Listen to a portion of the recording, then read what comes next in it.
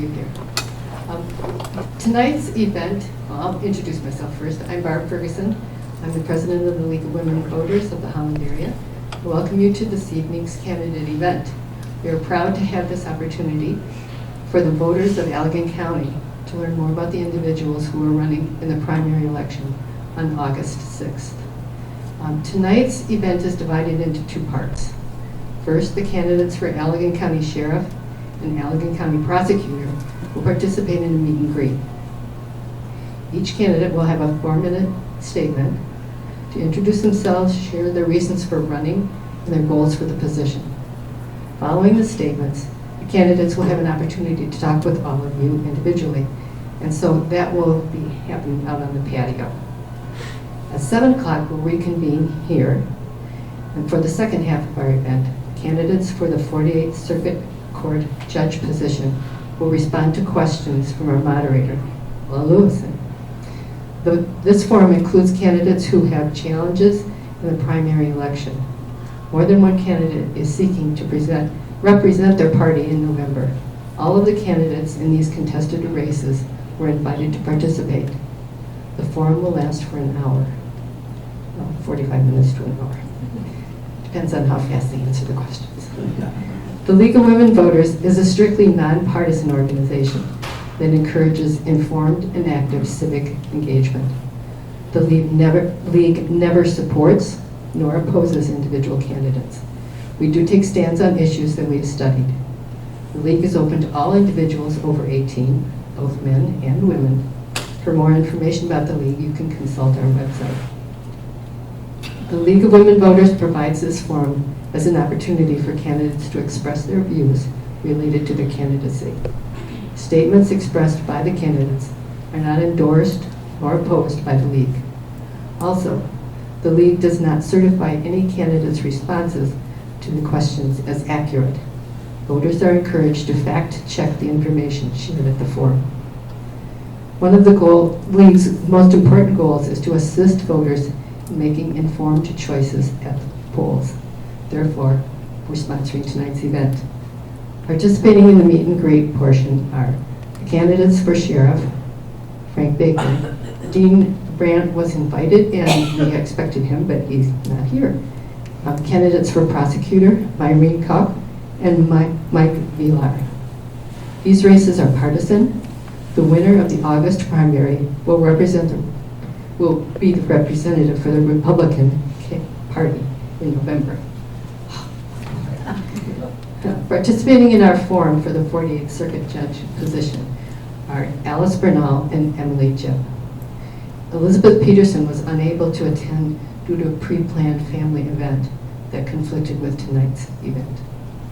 This judgeship is a nonpartisan race. However, only 2 names can appear on the November ballot. Our moderator for the forum is League member Paula Lewison. She's right here. And our timekeeper is Paula Edwards. She's right in front. So candidates, she'll flash the 30-second sign when you're almost done and then stop.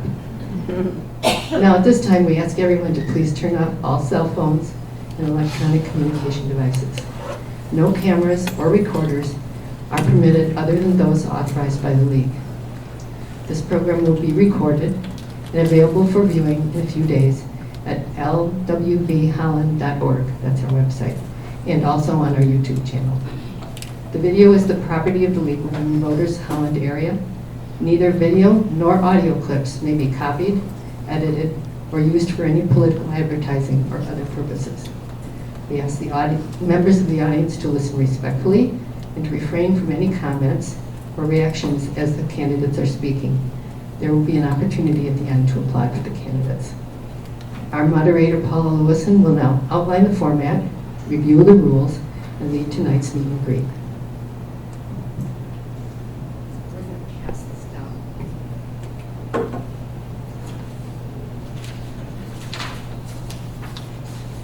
Thank you and good evening. The format for this forum has been established by the League of Women Voters Holland area in accordance with League of Women Voters Michigan and U.S. And they give us stringent rules. So if that was a little overwhelming, it is, but you'll see the sense in all of it. The guidelines were also reviewed and approved by all the candidates, and they signed an agreement to those rules in advance. Each candidate will have an opportunity to make an opening statement not to exceed 4 minutes. This is a meet and greet portion of our evening, and so what the candidates will be doing is talking about themselves for 4 minutes, and then we'll take your personal questions outside on the patio after. The easiest way to, instead of drawing straws or anything else, is to just go in alphabetical order, and I think that works. We'll basically go down the line. The timekeeper is Paula Edwards, and she will hold up a card. Please demonstrate to indicate 30 seconds remaining on your 4-minute introduction, and then stop when the time has expired.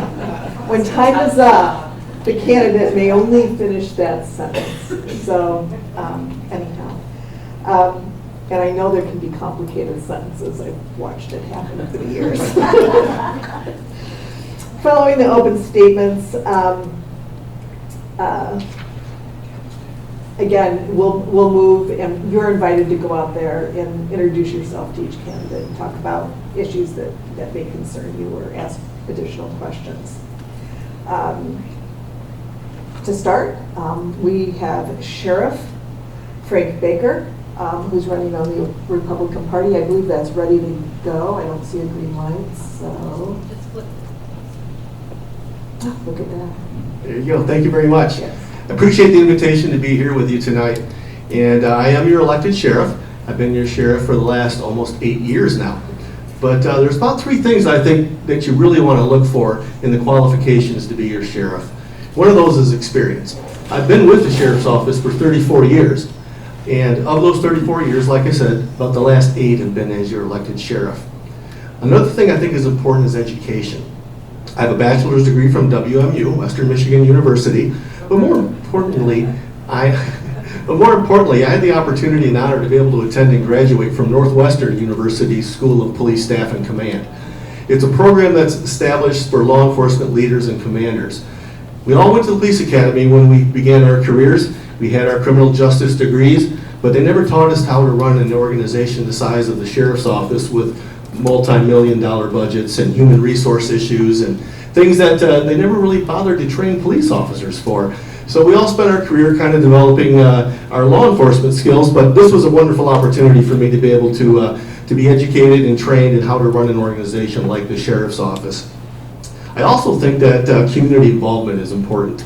I think that your law enforcement agency needs to be a reflection of your community, and you have to be involved in your community to be able to have that reflection. So I've had the honor of being a board member at Safe Harbor Children's Advocacy Center for nearly 20 years. I'm also a board member of Ascension Borges Allegan Hospital Foundation for about the last 9 years. I'm also a member of the Allegan Intermediate Schools Outlook Academy Board of Education. I've been doing that for about 8 years now. And I'm also on the Allegan County Legal Assistance Center Board of Directors. I've been doing that for about 9 years. And I'm also a former member of Sylvia's Place Domestic Violence Shelter Board of Directors, but I term limited out a number of years ago. But I also feel that you want to look at some of the accomplishments when you make your decision. I've accomplished a lot of great things over the last 2 terms. And I'm going to be brief and only talk about a couple of the recent things on the corrections and law enforcement side because of the time. But one of the things I'm very proud of is our career readiness program. I actually came up with an acronym for it. Allegan County Creates. Career Readiness, Education, and Training Employment Skills. One of the things we're doing is trying to match employers with potential employees that are currently incarcerated. We're teaching them how to fill out a resume, how to fill out an application, and then we're actually doing job interviews from the corrections center. And we've been successful in having people hired while they're still incarcerated so that when the doors open and they walk out, they have a job waiting. Because we know that's going to be essential and one of the key things that's going to help them to move on from whatever it was that brought them to us. I also feel that education is important. We have a GED program within that, and we also are now actually doing online college classes. And in fact, we recently had a young lady who asked to stay in jail longer because she was trying to finish her classes. And it's not often you see that or hear of that. And I'm happy to report she had an A- and 2 Bs, I believe. So she was pretty successful. Another thing that I'm very proud of in the correction side is our community reentry programs. It's a faith-based program. We teach anger management issues, deal with addiction issues, and a lot of different life skills. It's all being run by volunteers that come into the facility. So it's very moving when you see the people that graduate from this program talk about their accomplishments.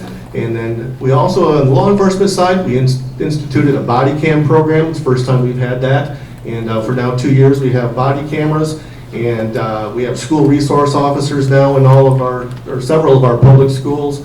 And I have some big plans for the future, such as accreditation for the agency. So I'd like to see that's going to be about a 3 to 4 year project to get done and get accomplished. But that will help us into the future. Thank you. Thank you. We're now changing, I don't need that. Would you mind passing it down? We're now changing positions. Sheriff Frank Baker was running for the sheriff. We don't have his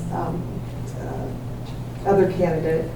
So now we're going to go to the prosecutor's office. And Prosecutor Myrene Cook is first on the list. And so you may begin your 4-minute introduction.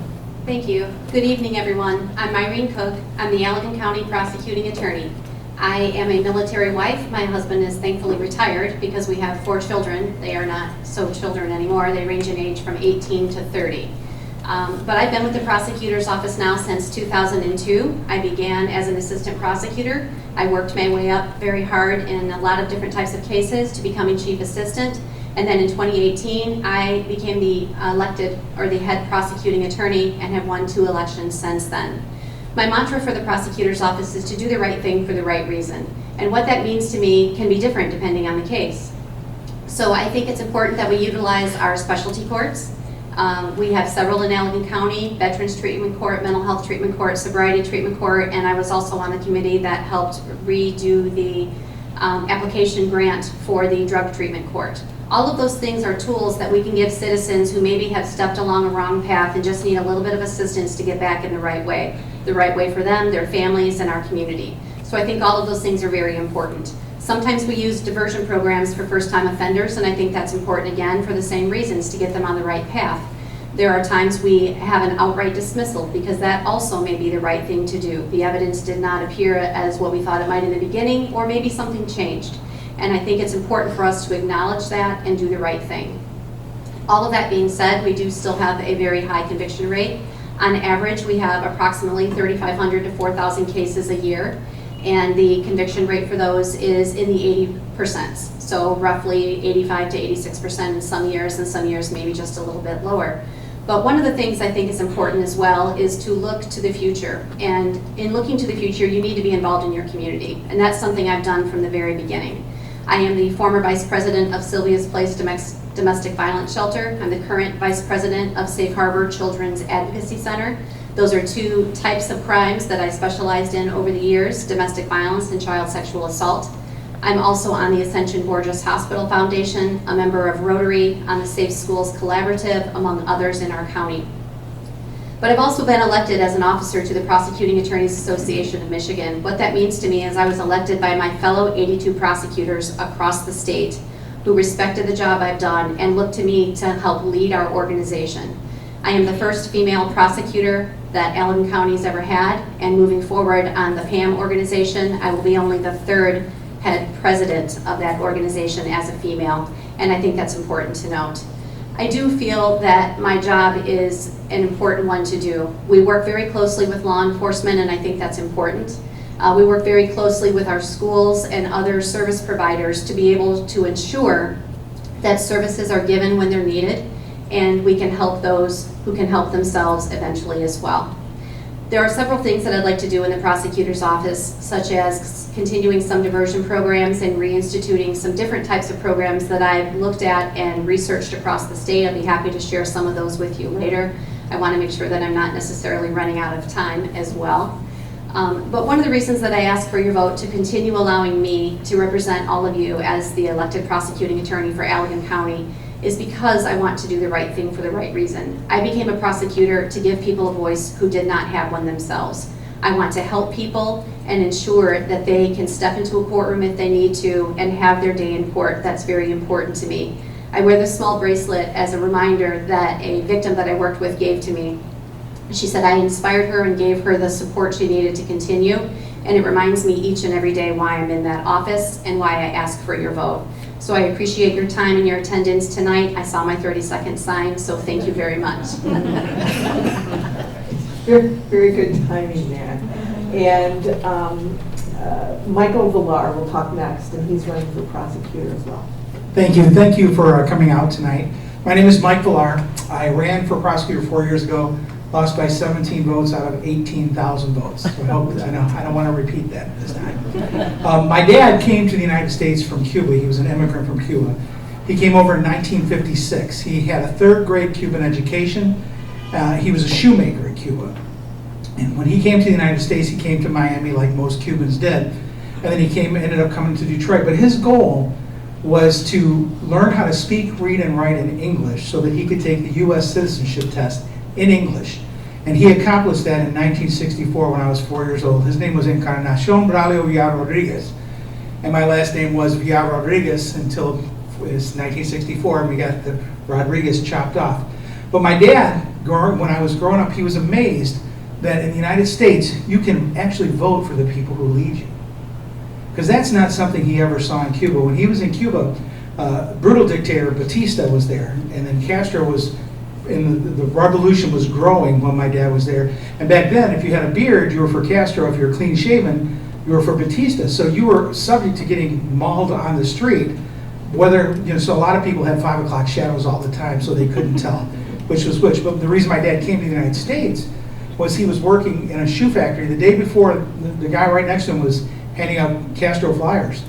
And the next day, Batista's men came in, shot him in the head, and dragged him out of the building, leaving a blood trail all the way through the warehouse. And so my dad decided it's time to get out of Cuba. So he came to the United States. He met my mom in 1959, and my mom was a hillbilly, literally from coal country in Kentucky, so I call myself a Q-billy. So a Cuban and a hillbilly. But my dad taught me to love this country. He loved this country. When I would try to speak Spanish, because my mom learned how to speak Spanish, but when I would speak Spanish, he would spank me, because he would tell me, you're going to be an American, and you're going to get an education. Because that was something that he was a really smart man, but because he only had a third grade Cuban education, a lot of opportunities were denied to him. So I was the first person in my family on either side to go to college, and certainly the first one to go to law school. I went to the University of Michigan Law School. David Lipscomb College was my undergrad in Nashville, Tennessee, and I can talk just like him when I need to. But he taught me to love America. And when I was growing up, I remember it was election days were always special because we would stay awake until 2 or 3 in the morning. Because nowadays they call the election by 9 o'clock at night, But back then they actually counted everything, and it took forever and ever. And I would stay up until 2 and 3 o'clock in the morning and miss school the next day so that I could watch the election results with my dad. And that had a huge impact on me. It taught me to love my country, and I love my country. I love our county. I grew up in the Detroit area, but now I've been in Allegan since 1991, raised 4 kids in Southwest Michigan, which is a wonderful place to raise children. And all of my kids did really well, and Allegan County is a really great place to raise kids. And the reason that I'm doing this is because I want to help our community. I believe during the time that I raised my kids, I was a baseball coach, because I played baseball in college, believe it or not. And then I was a soccer coach, and I coached AAU girls basketball. And so I've done that as coaching for years and years. And I believe that my skills in coaching will help train the younger prosecutors that we have. I think that my skills in business, I own commercial buildings in Allegan, and I've run 2 successful businesses, my law practice and my commercial buildings. And I think that will also help bring in fiscal conservancy to Allegan, fiscal integrity to the prosecutor's office. And I think my skills in coaching and training will help end the attrition that we've experienced in the prosecutor's office. Thank you for your time. Thank you. Thank you all for participating tonight. We appreciate it. And now I'm sure all of these people have lots of questions to ask you individually. So if you wouldn't mind, I know you have tables set up outside, going out there and greeting them and doing the best you can to answer their questions. Thank you.